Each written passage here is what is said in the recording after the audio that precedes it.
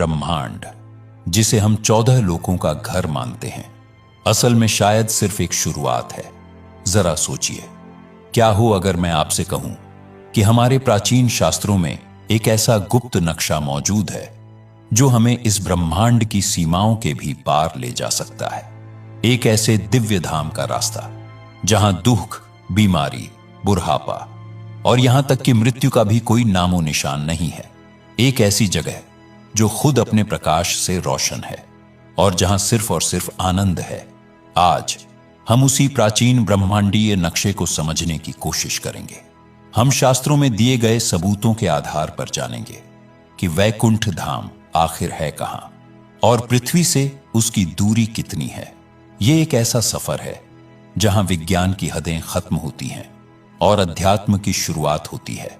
तो चलिए इस अद्भुत खोज पर निकलते हैं। वैकुंठ तक पहुंचने से पहले यह समझना जरूरी है कि हमारा ब्रह्मांड आखिर बना कैसा है।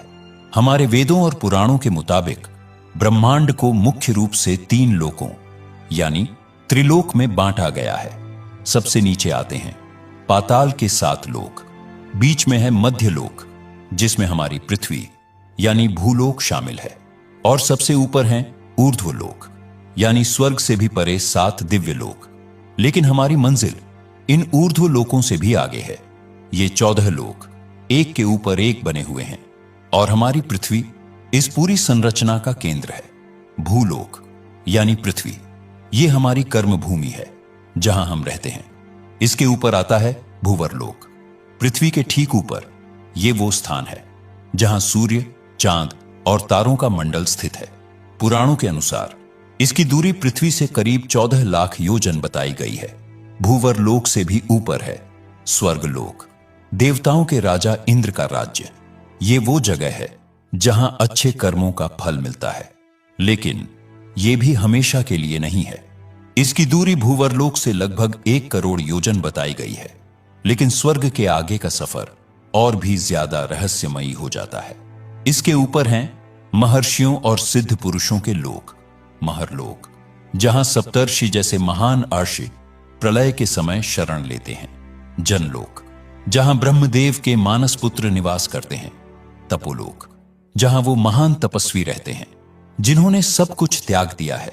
और सबसे ऊपर है सत्यलोक या ब्रह्मलोक।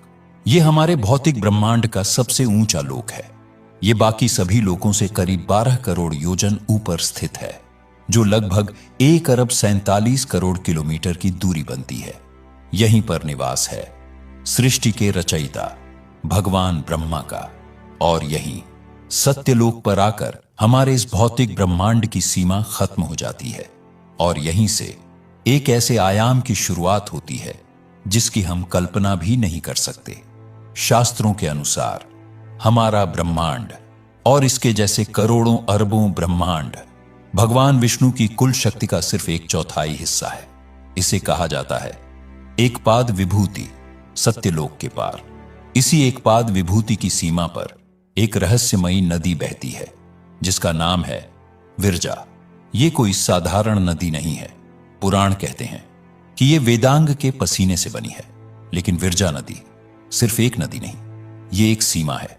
भौतिक दुनिया यानी एकपाद विभूति और आध्यात्मिक दुनिया यानी त्रिपाद विभूति के बीच की सीमा, यह वो स्थान है जहां पहुंचकर आत्मा अपने भौतिक शरीर का आखिरी अंश भी त्याग देती है।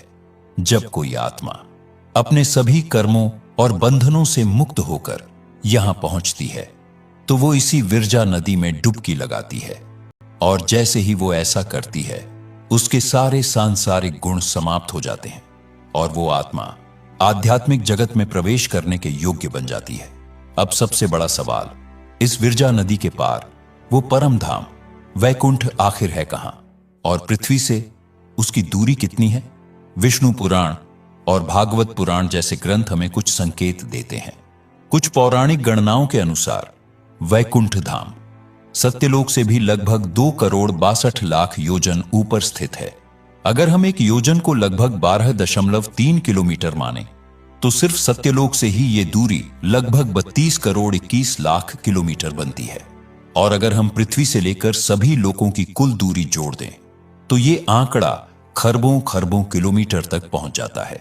ये दूरी इतनी विशाल है कि आज की सबसे उन्नत टेक्नोलॉजी से भी इसे मापना या वहां तक पहुंचना लगभग नामुमकिन है। जरा सोचिए, अगर हम नासा के सबसे तेज स्पेसक्राफ्ट से भी चलें, जिसकी रफ्तार करीब 60,000 किलोमीटर प्रति घंटा है, तब भी हमें वैकुंठ तक पहुंचने में लाखों करोड़ों साल लग जाएंगे। ये चौंकाने वाले आंकड़े हमें सिर्फ एक बात समझाते हैं, वैकुंठ हमारे समय और स्थान की समझ से बिल्कुल परे है। ये कोई जीपीएस लोकेशन नहीं है, बल्कि एक ऐसा आयाम है जो हमारी सोच और कल्पना से भी आगे है। वैकुंठ की भव्यता को शब्दों में बयां करना लगभग नामुमकिन है। ये भगवान विष्णु की त्रिपाद विभूति का हिस्सा है, यानी उनकी 3/4 दिव्य शक्ति का क्षेत्र। इसका अर्थ यह है कि हमारा पूरा भौतिक ब्रह्मांड जितना विशाल है, वैकुंठ उससे भी कम से कम 3 गुना अधिक विशाल और दिव्य है। श्रीमद् भगवद गीता में भगवान कृष्ण स्वयं कहते हैं, न तद्भास्यते सूर्यो न शशांको न पावका यद्गत्वा न निवृत्तन्ते तद्धाम परमम मम। अर्थात मेरे उस परम धाम को न सूर्य प्रकाशित करता है, न चांद और न ही अग्नि। जहां पहुंचकर कोई वापस नहीं लौटता, वही मेरा परम धाम है।